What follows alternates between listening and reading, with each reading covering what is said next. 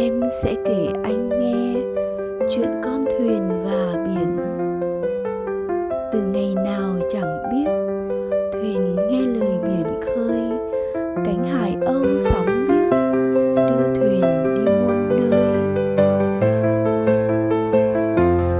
Lòng thuyền nhiều khát vọng và tình biển bao la, thuyền đi hoài không mỏi, biển vẫn xa còn xa.